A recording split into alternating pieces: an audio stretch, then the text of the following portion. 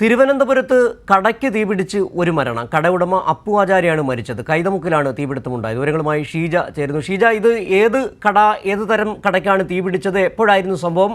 ഇപ്പോൾ തീ നിയന്ത്രണ വിധേയമായിട്ടുണ്ടെന്നാണ് അറിയാൻ കഴിയുന്നത്. മറ്റ് പരിക്കേറ്റവരുടെ ഒരു സാഹചര്യം എങ്ങനെയാണ്?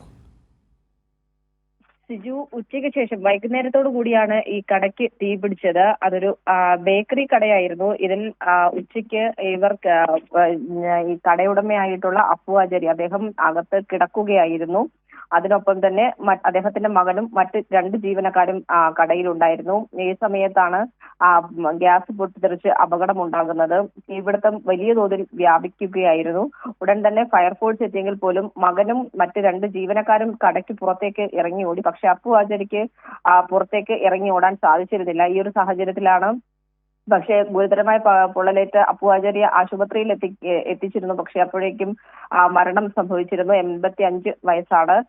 മകനും മറ്റൊരു ജീവനക്കാരനും ഗുരുതരമായിട്ടുള്ള പൊള്ളലേറ്റ് ഇപ്പോൾ തിരുവനന്തപുരം മെഡിക്കൽ കോളേജ് ആശുപത്രിയിൽ ചികിത്സയിലാണ്. തീ ഇപ്പോൾ ഏതായാലും ഏകദേശം 6 മണിയോടുകൂടി നിയന്ത്രണ വിധേയമായിരുന്നു.